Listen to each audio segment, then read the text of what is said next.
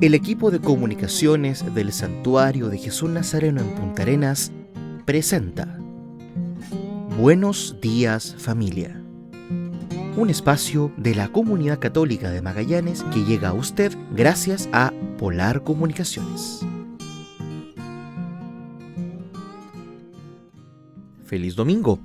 Ha llegado el Domingo de Ramos. Se inicia la Semana Santa, la Semana Mayor, el espacio del primer semestre en la cual podemos reflexionar y aunar nuestros corazones y nuestra vida espiritual a la Pascua del Señor. No hay Pascua sin pasión, y la pasión de nuestro Señor, su padecimiento, se inicia con la entrada triunfal a Jerusalén que recordamos hoy, Domingo de Ramos. Además, queremos recordarles, mis hermanos y hermanas, que en esta celebración el Evangelio es la lectura de la pasión, y justamente en esa lectura vemos aspectos muy humanos tanto del Señor como de sus seguidores. La gran alegría por tenerlo cerca, el temor de no ser vinculados cuando las cosas están mal, y también la envidia, el avergonzarse, el ser cobardes. Hermanos y hermanas, iniciamos con el espíritu de esta Semana Santa para que vivamos estos misterios de manera comunitaria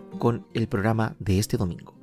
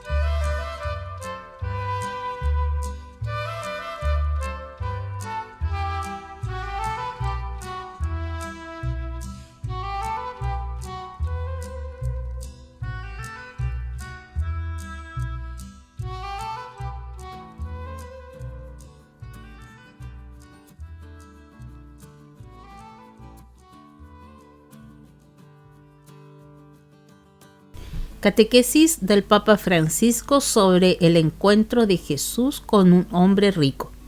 En su catequesis preparada para este pasado miércoles, el Papa Francisco recuerda a los fieles que lo que realmente importa para ser feliz es lo que llevamos en el corazón.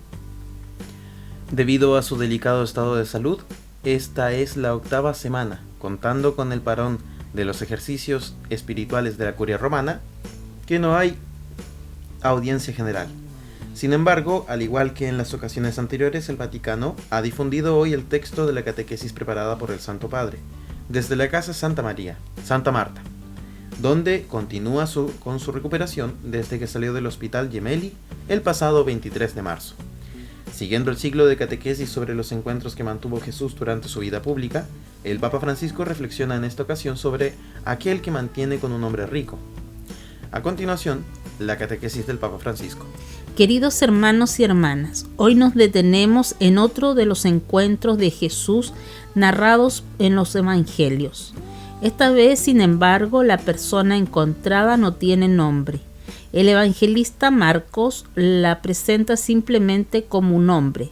Se trata de un hombre que desde joven ha observado los mandamientos, pero que a pesar de ello aún no ha encontrado el sentido de su vida. Lo está buscando.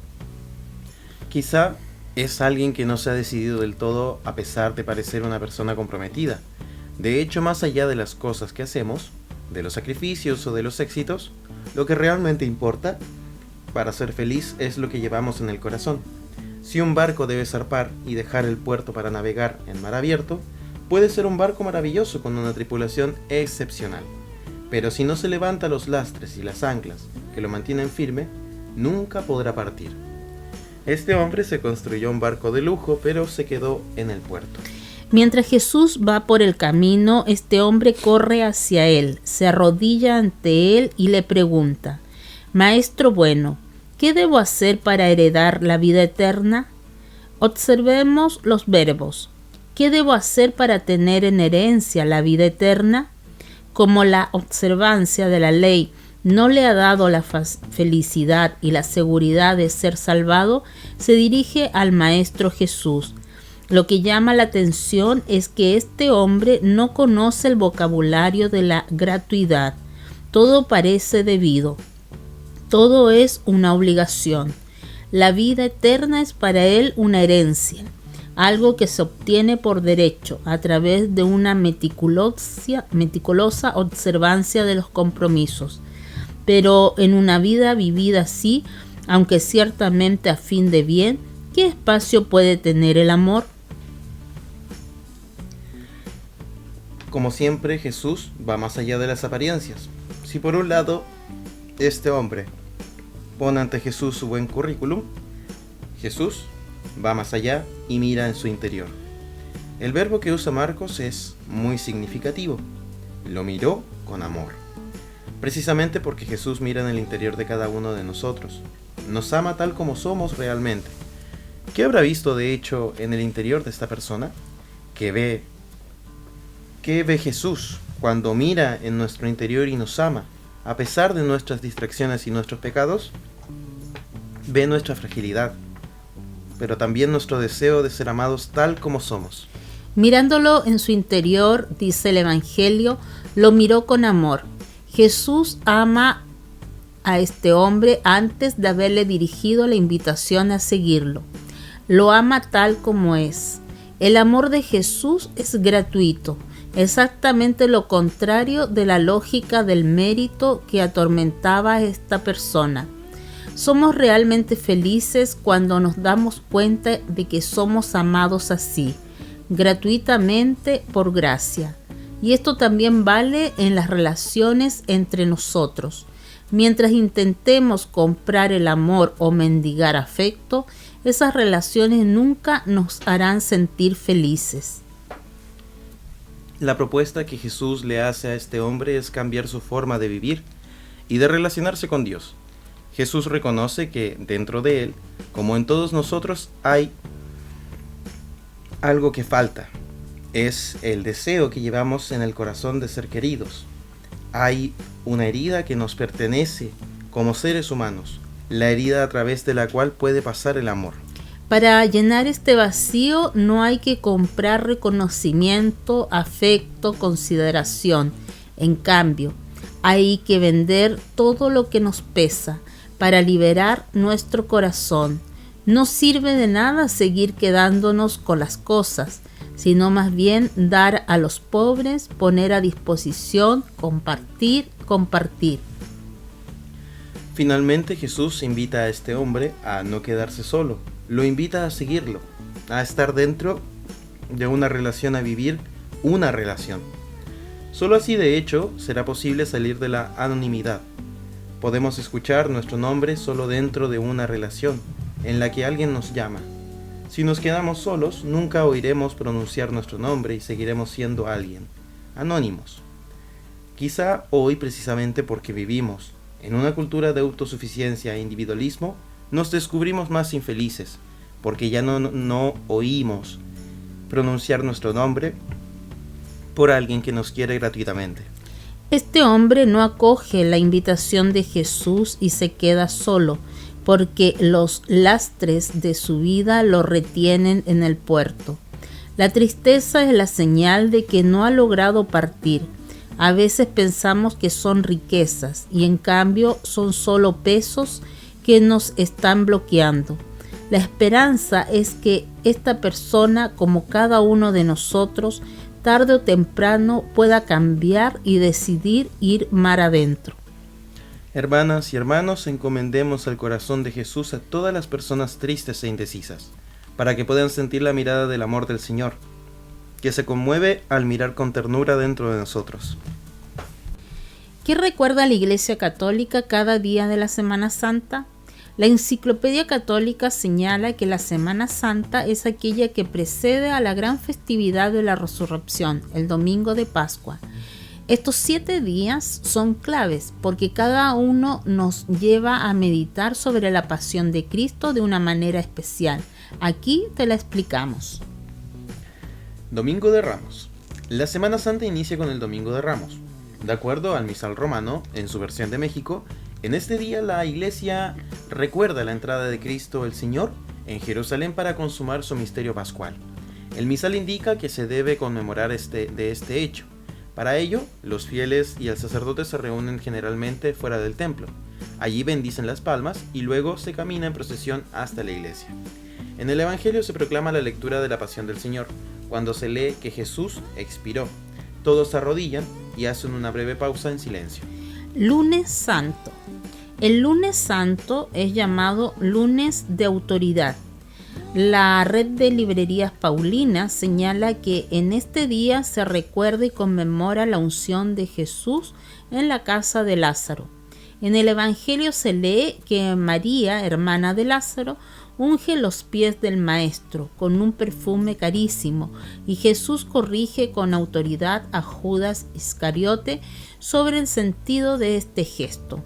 De acuerdo a la Enciclopedia Católica, antiguamente un día antes del Domingo de Ramos se celebraba en algunas partes el Sábado de Lázaro. Incluso el Domingo de Ramos a veces también era llamado Domingo de Lázaro.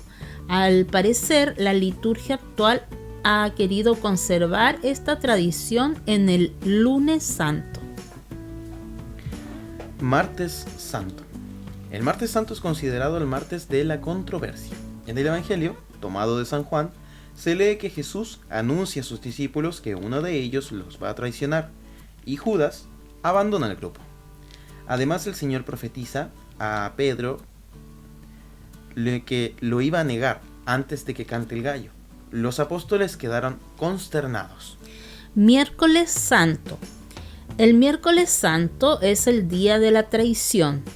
En el Evangelio tomado de San Mateo, se narra que Judas Iscariote tranza con los sumos sacerdotes entregar al Maestro por 30 monedas de plata. En la última cena, Judas le pregunta a Cristo si era él que lo iba a entregar y Jesús le responde: tú lo has dicho. Jueves Santo. El Jueves Santo es el día del sacerdote y de la institución de la Eucaristía. El misal indica que este día se están prohibidas las misas sin participación de fieles. Generalmente en la mañana se realiza la misa del Crismal, en la que el obispo y los sacerdotes renuevan sus promesas sacerdotales. Además, se bendicen los óleos sagrados y el Santo Crisma. En la tarde de este día concluye la Cuaresma y con la misa de la Cena del Señor inicia el Trido Pascual. En esta celebración se realiza el lavado de pies tal como hizo Jesús con sus discípulos.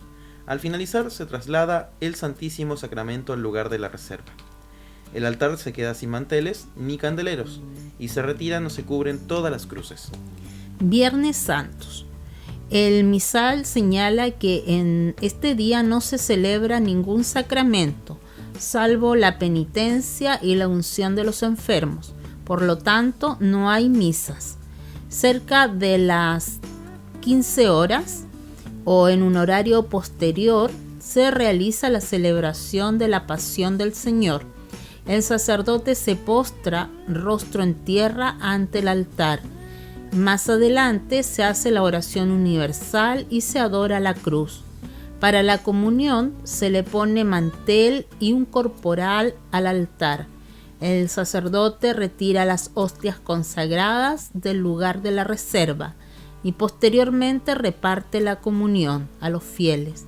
El misal indica que al terminar la celebración, el altar queda nuevamente desnudo y sobre él queda la cruz con 2 o 4 candeleros.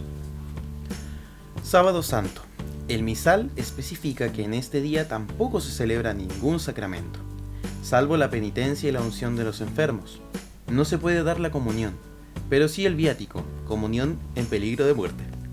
El altar permanece sin nada, y en algunos lugares el sagrario queda abierto, mostrando que está vacío.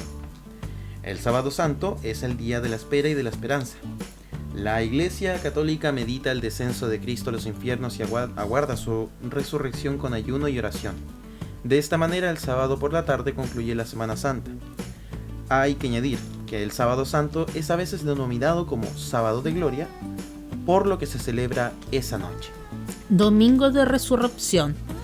El Domingo de Resurrección inicia con la vigilia pascual que se realiza la noche del Sábado Santo. Según el misal, esta vigilia es la mayor y más noble de todas las solemnidades. En esta celebración se bendice el fuego y se enciende el cirio pascual. Se anuncia el pregón pascual y se leen lecturas del Antiguo y Nuevo Testamento. Además, se bendice el agua, se renuevan las promesas bautismales y se festeja la resurrección del Señor, exclamando al final de la misa: ¡Aleluya, aleluya! El Cardenal de la Esperanza. El año 2025 está marcado por la celebración del jubileo. Desde la Congregación Salesiana se nos ha invitado a anclarnos en la esperanza y a ser peregrinos junto a los jóvenes. ¿Pero qué significa ser signos de esperanza? Y aún más, ¿cómo peregrinamos con los jóvenes? Frente a estas preguntas, la acción de Don Raúl cobra fuerza y se vuelve tan vigente como hace más de 40 años, cuando nuestro país enfrentaba una compleja situación sociopolítica. A 26 años de su Pascua, las palabras del cardenal resuenan con fuerza cuando se trata de actuar en favor de los demás, especialmente por aquellos que son vulnerados en una sociedad que avanza a pasos agigantados en modernización, pero que deja atrás a quienes no pueden acceder a ella. Les invitamos a mirar con atención a quienes hoy carecen de una red de apoyo para la crianza de sus hijos, a quienes pasan sus días en soledad porque sus familias deben salir a trabajar, a quienes son marginados por identificarse con las minorías, a quienes han debido migrar en busca de una oportunidad, dejando atrás todo para empezar de nuevo. El cardenal miró todos estos escenarios y se movilizó por ellos, ya fuera desde su conocimiento como abogado o desde su vocación sacerdotal. No solo actuó, sino que inspiró a otros a sumarse en la tarea de brindar ayuda, trabajar por quienes necesitaban una mano amiga y no detenerse, aun cuando la realidad lo enfrentara con desafíos que pusieron en juego su vida y su posición. A lo largo de su vida creó diversas instituciones que reflejan la versatilidad con la que trabajaba, desde establecimientos educacionales y cooperativas hasta centros de acogida para migrantes. Muchas de estas obras siguen vigentes al servicio de la comunidad, como un legado inagotable de solidaridad y justicia social, emblemas de su lucha y acción.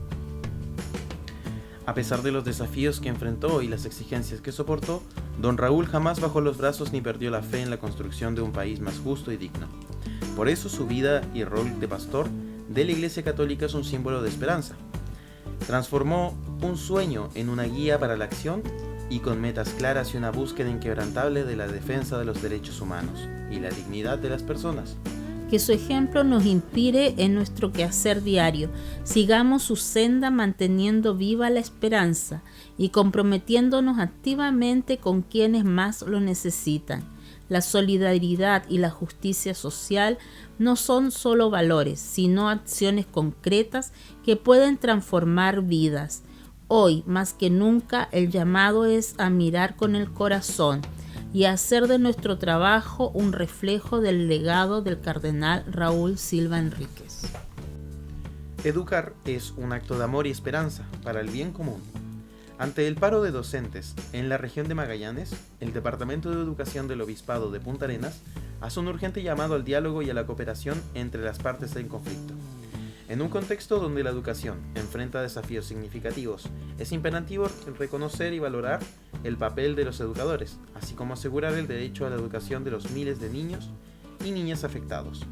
La búsqueda de soluciones no solo es una responsabilidad política, sino también ética, que requiere el compromiso de todos para garantizar una enseñanza de calidad y equitativa.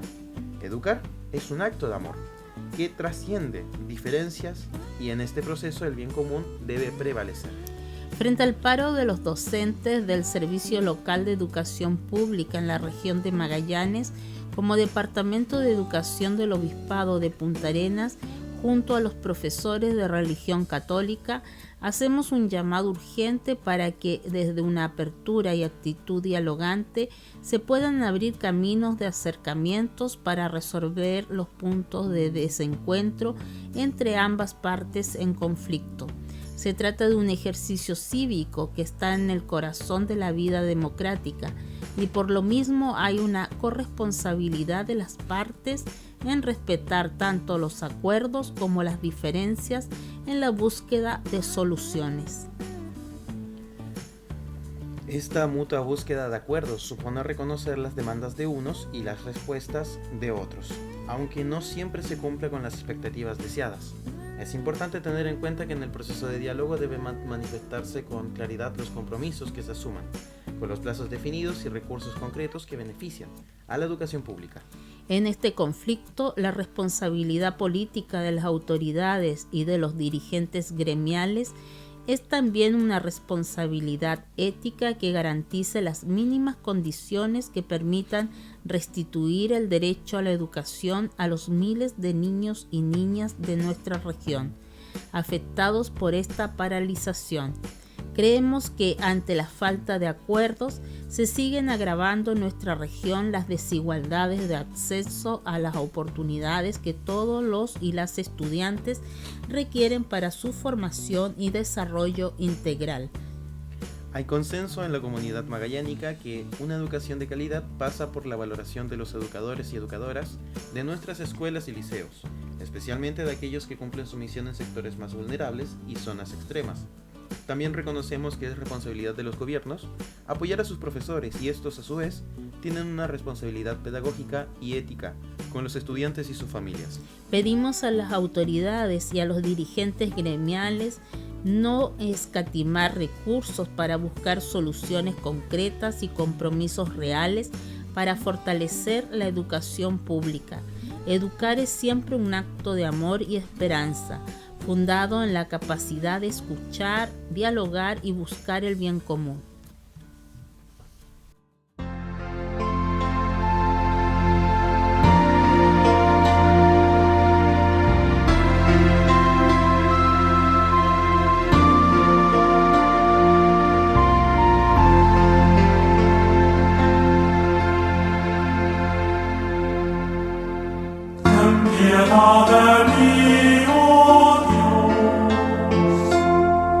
Conforme a tu misericordia, conforme a la multitud de tus piedades, borra mis rebeliones. Ten piedad de mí, oh Dios, conforme a tu misericordia, conforme a la multitud de tus piedades.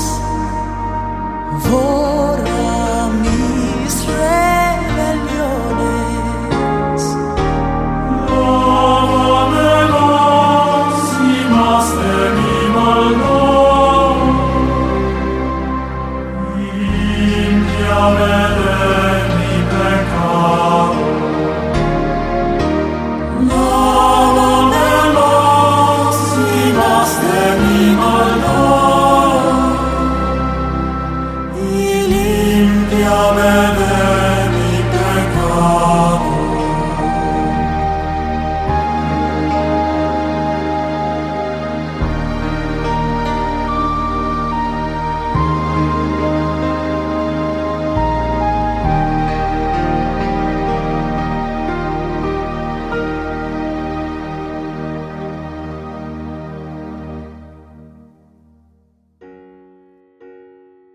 Del Evangelio según San Lucas. Jesús, acompañado de sus discípulos, iba camino a Jerusalén, cuando se acercó a Betfagé y Betania, al pie del monte llamado de los Olivos. Envió a 2 de sus discípulos diciéndoles: vayan al pueblo que está enfrente, y al entrar encontrarán un asno atado, que nadie ha montado todavía. Desátenlo y tráiganlo. Y si alguien les pregunta ¿por qué lo desatan?, respondan: el Señor lo necesita. Los enviados partieron y encontraron todo como él les había dicho. Cuando desataron el asno, sus dueños le dijeron: ¿por qué lo desatan? Y ellos respondieron: el Señor lo necesita. Luego llevaron el asno a donde estaba Jesús, y poniendo sobre él sus mantos, lo hicieron montar. Mientras él avanzaba, la gente extendía sus mantos sobre el camino. Cuando Jesús se acercaba a la pendiente del monte de los Olivos, todos los discípulos, llenos de alegría, comenzaron a alabar a Dios en alta voz por todos los milagros que habían visto, y decían: bendito sea el Rey que viene en nombre del Señor, paz en el cielo y gloria en las alturas. Algunos fariseos que se encontraban entre la multitud le dijeron: Maestro, reprende a tus discípulos. Pero él respondió: les aseguro que si ellos callan, gritarán las piedras. Palabra del Señor. Gloria a ti, Señor Jesús. Esta es la palabra de Dios. Gloria y honor a ti, Señor Jesús.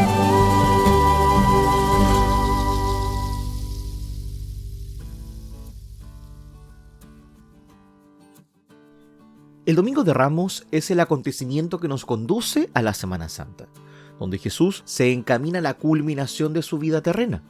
Él va a Jerusalén para cumplir con la voluntad de su Padre y sellar con la cruz el trono desde el cual reinará por los siglos.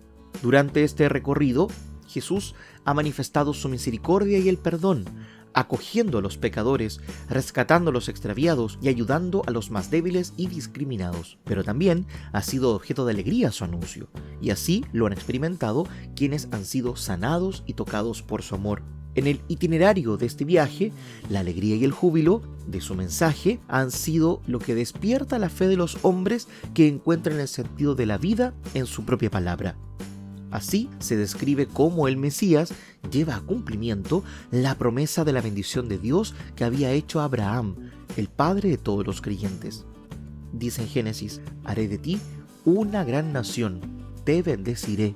En la promesa que Israel siempre había tenido presente en la oración, especialmente en la oración de los Salmos, y por esto el que es aclamado por la muchedumbre a su llegada a Jerusalén como bendito es al mismo tiempo Jesús, aquel en el cual será bendecida toda la comunidad. A la luz de Cristo, la humanidad se reconoce profundamente unida y bendecida. Una bendición que todo lo nutre, todo lo sostiene, lo redime y lo santifica. Ante esta realidad, preguntémonos, ¿cuáles son las expectativas y los deseos más profundos que nos llevan a celebrar el Domingo de Ramos e iniciar de esta forma la Semana Santa? Tenemos esta semana para descubrir aquello y expresar al Señor, en el intertanto, 2 sentimientos. Primero, la alabanza, como hicieron aquellos que acogieron a Jesús en Jerusalén con su Hosana. Y segundo, el agradecimiento, porque en la Semana Santa el Señor Jesús renueva el don más grande que podemos imaginar: su vida, su cuerpo, su sangre y su amor. Sin embargo, ante un don tan excelso, hay que corresponder con el don de nosotros mismos, de nuestros tiempos, de nuestra oración y estar en comunión profunda de amor con Cristo que sufre, muere y resucita por nosotros. Además, seamos acogedores, hermanos y hermanas. En Semana Santa muchos hermanos vuelven a las comunidades. Permitámosles que esta experiencia de cercanía con el Señor les nutra para seguir compartiendo durante el año con los hermanos y las hermanas.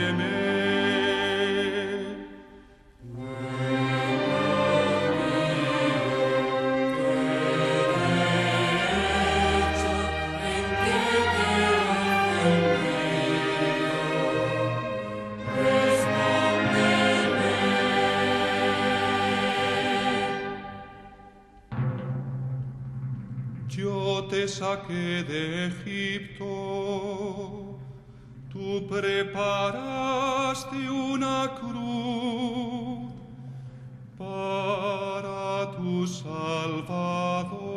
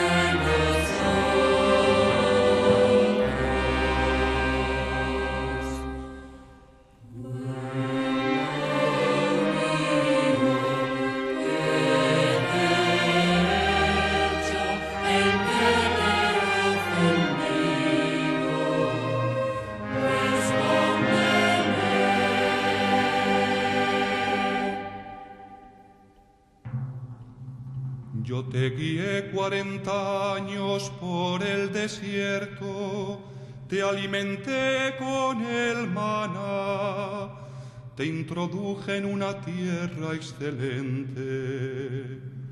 Tú preparaste una cruz para tu Salvador.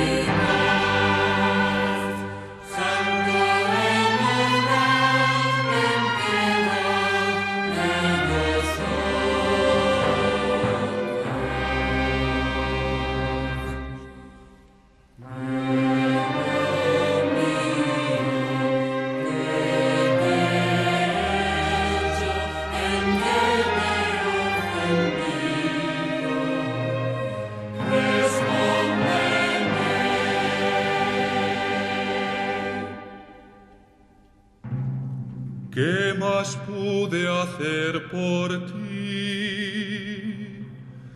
Yo te planté como viña mía, escogida y hermosa, que amarga te has vuelto conmigo.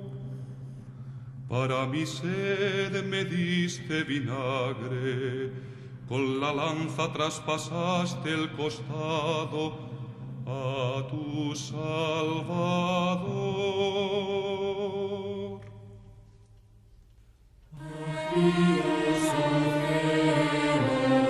Santo y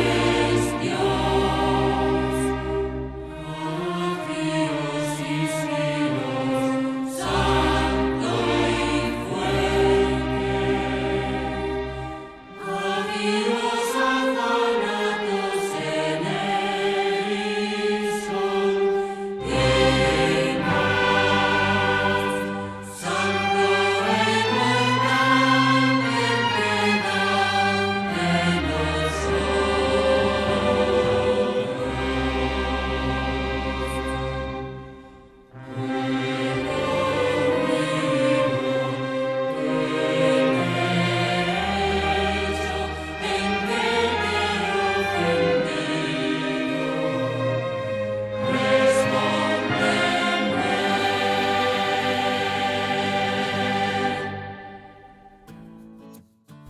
¿De dónde vienen las palmas que usamos para celebrar el Domingo de Ramos?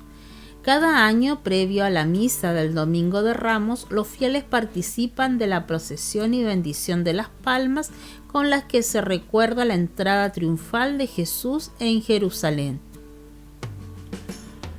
Esta tradición se basa en los relatos evangélicos como el San Juan, quien narra que al enterarse la muchedumbre que había llegado para la fiesta, de que Jesús se dirigía a Jerusalén, tomaron ramas de palmera y salieron a su encuentro gritando: Hosana, bendito el que viene en nombre del Señor y el Rey de Israel. Si bien en ese momento la toma de las palmas fue un acto espontáneo, en la actualidad para que los fieles las obtengan se requiere de un proceso que va desde la siembra y cosecha hasta, en varios casos, de la elaboración artística de los diferentes diseños que se venden fuera de las iglesias.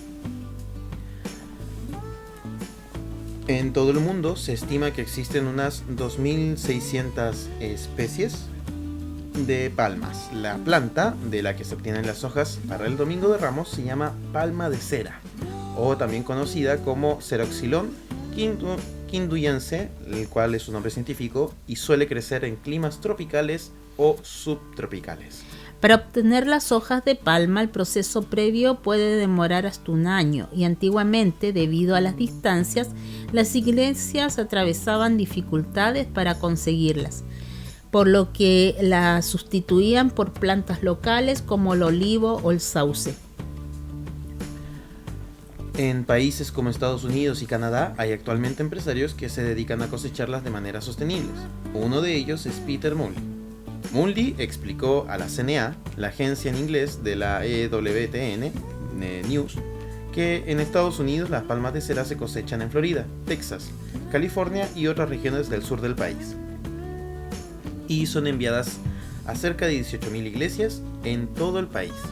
El empresario indicó que el trabajo de los recolectores reduce el impacto ecológico, que por ejemplo causa la importación debido a que el traslado de los productos desde el extranjero origina cierto grado de contaminación. Thomas Sowell es otro productor en Florida, quien ha cultivado las palmas por más de 50 años. Explica que las siembran en un lugar especial y cuando las cortan emplean una técnica precisa para no matar la planta. Luego las hojas pasan por un proceso riguroso de limpieza y preparación para finalmente ser entregadas a las iglesias católicas, protestantes y ortodoxas que las requieran. El empresario comentó a CNA que considera este trabajo como un servicio y una bendición. Añadió que su negocio no habría podido crecer sin la ayuda de Dios, y que todo lo que hacemos por esas iglesias lo hacemos en honor de Jesucristo. Las palmas de Domingo de Ramos en América Latina. En Ecuador y Colombia la cosecha y venta de las palmas de cera está prohibida, porque las hojas son del hábitat de varias especies en peligro de extinción. En Ecuador, desde hace unos 19 años, se llevan adelante una campaña llamada Tradición y Conservación, que van de la mano para alentar el uso de las plantas alternativas como el laurel, maíz, paja, arrayán, totora, entre otras especies. El padre Jorge Moreno, sacerdote de la Arquidiócesis Ecuatoriana de Cuenca, explicó a los medios locales que los sacerdotes realizan una campaña desde inicios de la Cuaresma para concientizar a los fieles sobre el valor ecológico de la palma de cera y animarlos a sustituirla por ramas de capulí, durazno, maíz o trigo. En Colombia la venta, uso o transporte de las hojas de palma es considerado un delito debido a que en algunos lugares del país, como Cocora, la palma de cera está desapareciendo. Como respuesta, el Estado inició hace unos años una campaña para protegerlas y existe un escuadrón especial que se dedica a interceptar a quienes no acatan las regulaciones. En otros países como México y Perú, las palmas de cera no están en peligro de extinción y su uso no se genera problemas en el ecosistema. Por ello, los artesanos y comerciantes las venden sin problema, puesto que constituyen una importante tradición cultural en Semana Santa. 9 datos clave que todo católico debe conocer sobre el Domingo de Ramos. Hoy, domingo 13 de abril de 2025, marca el comienzo de la Semana Santa para la Iglesia Católica, con la conmemoración del Domingo de Ramos, día que evoca el momento en el que Jesús entró triunfante en Jerusalén. Los católicos están invitados a unirse a esta celebración, cuyo significado y prácticas están detallados en la Carta de Fiestas Pascuales del Vaticano del año 1998 y en el libro Jesús de Nazaret, desde la entrada en Jerusalén a la resurrección del Papa Benedicto XVI. A continuación, presentamos 9 puntos claves sobre este día litúrgico. Primero, el Domingo de Ramos también es llamado Domingo de Pasión. El término Domingo de Ramos deriva del evento que conmemora la entrada triunfal de Jesús en Jerusalén, cuando la multitud lo recibió agitando ramas de palma, que también se ha conocido como Domingo de la Pasión. Se atribuye al relato de la pasión de Jesús que se lee completo en las misas de este día. De no ser así, este pasaje evangélico no se leería en un domingo, ya que el próximo domingo se enfoca en la resurrección. Según la Carta de las Fiestas Pascuales, el Domingo de Ramos abarca tanto el presagio del triunfo real de Cristo como el anuncio de su pasión. Además, añade que la relación entre ambos aspectos del misterio pascual debe evidenciarse tanto en la celebración como en la catequesis del día.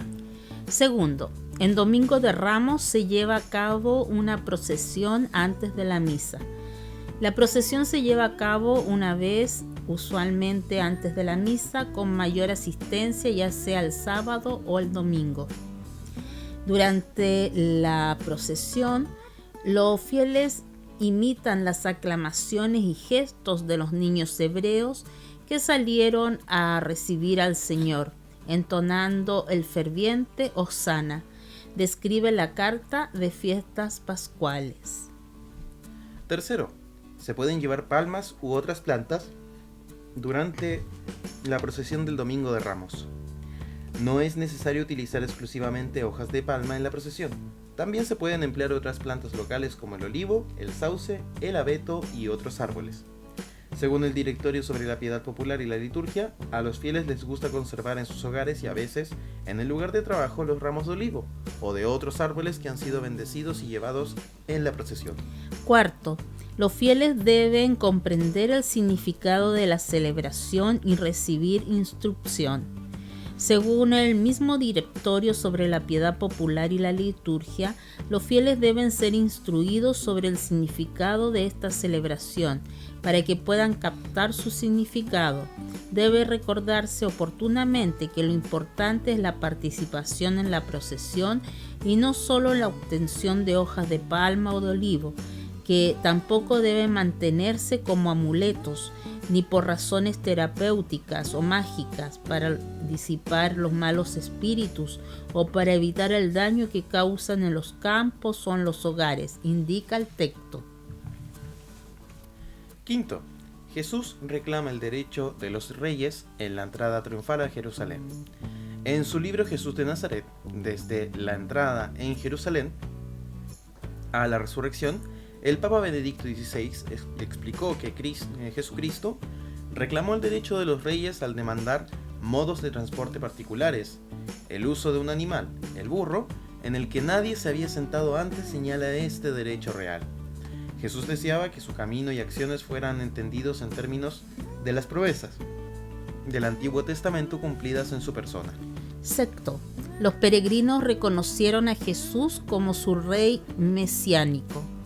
El Papa Benedicto XVI señala que el acto de los peregrinos de colocar sus mantos en el suelo para que Jesús camine sobre ellos pertenece a la tradición de la realeza israelita. El Santo Padre explica que el gesto realizado por los discípulos representa una entronización en la tradición de la monarquía davídica, apuntando a la esperanza mesiánica que de ella surgía.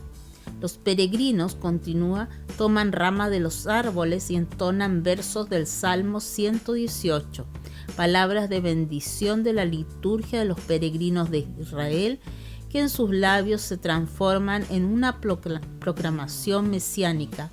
Hosana, bendito el que viene en el nombre del Señor.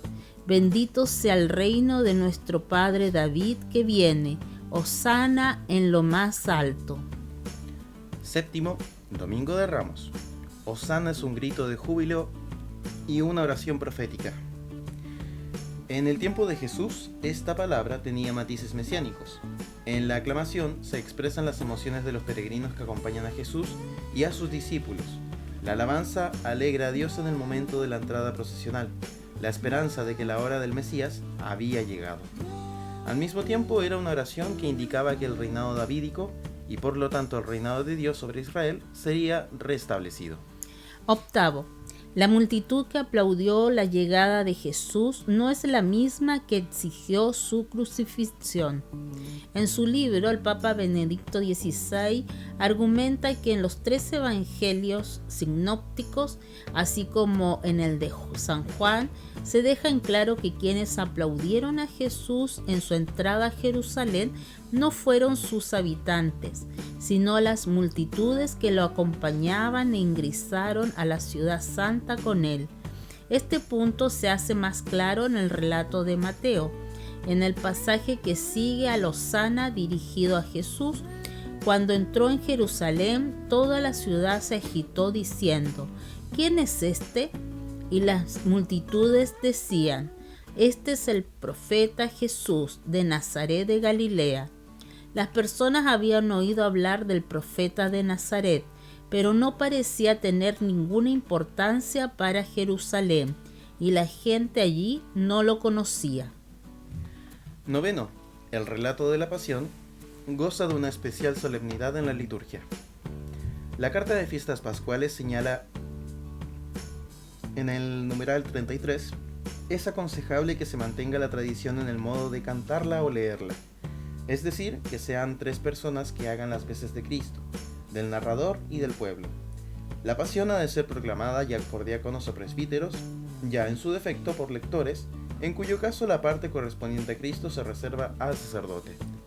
En la proclamación de la Pasión no se llevan ni luces ni incienso, ni se hace al principio el saludo al pueblo como de ordinario para el Evangelio, ni se designa el libro, tan solo los diáconos piden la bendición al sacerdote. Para el bien espiritual de los fieles, conviene que se lea por entero la narración de la Pasión y que no se omitan las lecturas que la preceden. Cada día de la Semana Santa tiene un color litúrgico y aquí te explicamos por qué. Durante Semana Santa en la Iglesia Católica se utilizan colores litúrgicos con especiales significados. En este artículo te explicaremos cuáles son y por qué se utilizan en las principales celebraciones. El primero, el color blanco en Semana Santa. La instrucción general del misal romano señala que el blanco se utiliza en los oficios y en las misas del tiempo de Pascua. También se usa en las celebraciones del Señor que no sean de su pasión. El padre William Saunders, sacerdote de la diócesis de Arlington, Estados Unidos, explicó en una ocasión que el color blanco y el dorado simbolizan la alegría y la pureza del alma, y siempre se utilizan en Navidad y en Pascua. El segundo es el color rojo en Semana Santa. La Iglesia Católica determina que el color rojo se debe usar en el Domingo de Ramos, Viernes Santo y toda otra conmemoración de la Pasión del Señor. El padre Saunders señaló que este color significa el derramamiento de sangre, pero también simboliza el fuego ardiente del amor de Dios. Y tercero, el color morado en Semana Santa. El color morado es utilizado por la Iglesia Católica durante el tiempo de Cuaresma, como preparación para la Semana Santa. El padre Saunders dijo que este color representa un signo de penitencia, sacrificio, preparación, para el tiempo cuaresmal. Según la instrucción general del misal romano, en los días más solemnes pueden usarse vestiduras sagradas, festivas o más nobles, aunque no sean del color del día. Semana Santa 2025. ¿Qué es la Semana Santa? La Semana Santa es el momento litúrgico más intenso de todo el año. Sin embargo, para muchos católicos se ha convertido solo en una ocasión de descanso y de diversión. Se olvidan de lo esencial. Esta semana la debemos dedicar a la oración y la reflexión de los misterios de la pasión y muerte de Jesús, para aprovechar todas las gracias que esto nos trae. Para vivir la Semana Santa debemos darle a Dios el primer lugar y participar en toda la riqueza de las celebraciones propias de este tiempo litúrgico. A la Semana Santa se le llamaba en un principio la Gran Semana, ahora se le llama Semana Santa o Semana Mayor, y a sus días se les dice días santos. Esta semana comienza con el Domingo de Ramos y termina con el Domingo de Pascua. Vivir la Semana Santa es acompañar a Jesús con nuestra oración, sacrificios y el arrepentimiento de nuestros pecados. Asistir al sacramento de la penitencia en estos días para morir al pecado y resucitar con Cristo el día de Pascua. Lo importante de este tiempo no es el recordar con tristeza lo que Cristo padeció, sino entender por qué murió y resucitó. Es celebrar y revivir su entrega a la muerte por amor a nosotros y el poder de su resurrección, que es primicia de la nuestra. La Semana Santa fue la última semana de Cristo en la tierra. Su resurrección nos recuerda que los hombres fuimos creados para vivir eternamente junto a Dios. Domingo de Ramos. Celebramos la entrada triunfal de Jesús a Jerusalén, en la que todo el pueblo lo alaba como rey con cantos y palmas. Por esto nosotros llevamos nuestras palmas a la iglesia para que las bendigan ese día y participamos en la misa. Jueves Santo. Este día recordamos la última cena de Jesús con sus apóstoles en la que les lavó los pies dándonos un ejemplo de servicialidad. En la última cena Jesús se quedó con nosotros en el pan y en el vino. Nos dejó su cuerpo y su sangre y es el Jueves Santo cuando instituyó la Eucaristía y el sacerdocio. Al terminar la última cena, Jesús se fue a orar al huerto de los olivos, y ahí pasó toda la noche después de mucho tiempo de oración. Y ahí llegaron a aprenderlo. Viernes Santo. Ese día recordamos la pasión de nuestro Señor, su prisión, los interrogatorios de Herodes y Pilato, la flagelación, la coronación de espinas y la crucifixión. Lo conmemoramos con un Vía Crucis solemne y con la ceremonia de la adoración de la cruz. Sábado Santo o Sábado de Gloria. Se recuerda el día que pasó entre la muerte y la resurrección de Jesús. Es un día de luto y tristeza, pues no tenemos a Jesús entre nosotros. Las imágenes se cubren y los sagrarios están abiertos. Por la noche se lleva a cabo una vigilia pascual para celebrar la resurrección de Jesús. Vigilia quiere decir la tarde y noche anteriores a una fiesta. En esta celebración se acostumbra a bendecir el agua y encender las velas en señal de la resurrección de Cristo, la gran fiesta de los católicos. Domingo de Resurrección o Domingo de Pascua. Es el día más importante y más alegre para todos nosotros, los católicos, ya que Jesús venció a la muerte y nos dio la vida. Esto quiere decir que Cristo nos da la oportunidad de salvarnos, de entrar al cielo y vivir siempre felices en compañía de Dios. Pascua es el paso de la muerte a la vida. ¿Por qué la Semana Santa cambia de fecha cada año? El pueblo judío celebraba la fiesta de Pascua en recuerdo de la liberación de la esclavitud de Egipto, el día de la primera luna llena de primavera.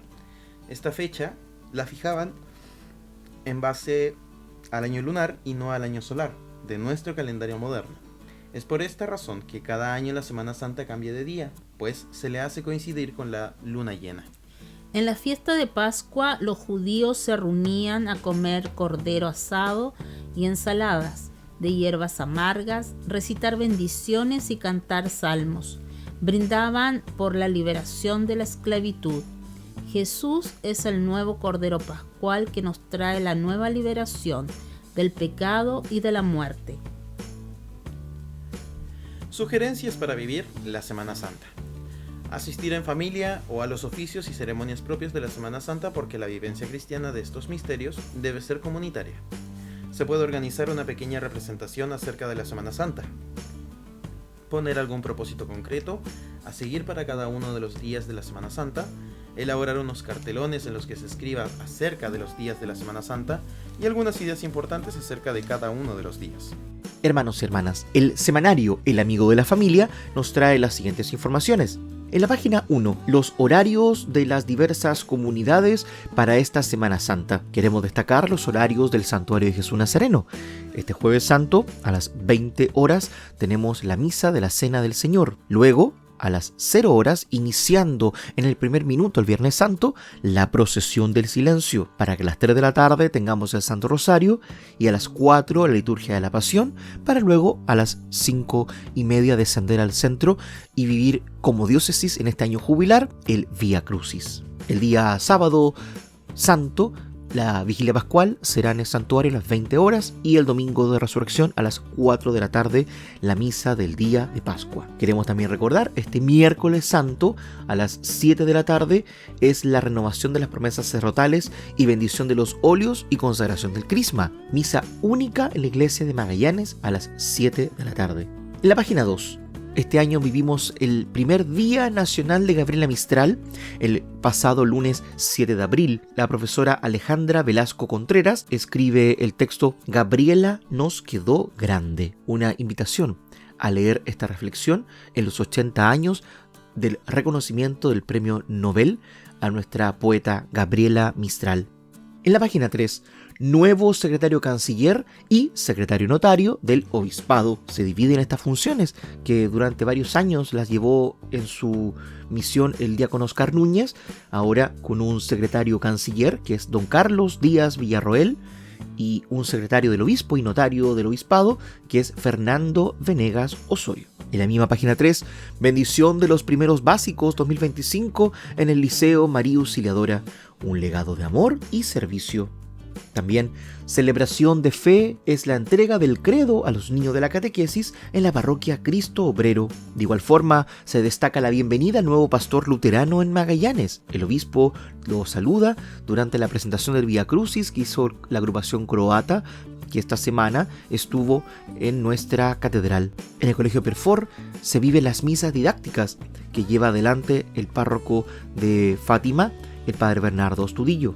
Vía Crucis croata en la catedral que se vivió esta semana con este coro que vino desde Croacia. Finalmente, en la página 4 están las lecturas del día de hoy, las lecturas que se hace del Evangelio durante la bendición de los ramos, la primera, el Salmo, la segunda y la lectura de la Pasión, pero también hay un recordatorio importante. Este viernes 18 de abril es la colecta por los santos lugares. El aporte que hacemos en nuestras celebraciones del día Viernes Santo tienen un propósito: aportar a los cristianos que están en este territorio, Palestina e Israel, que es una zona lamentablemente en conflicto en la actualidad, pero le decimos a los cristianos que conservan los santos lugares que no nos olvidamos de ellos, aportándoles para su permanencia.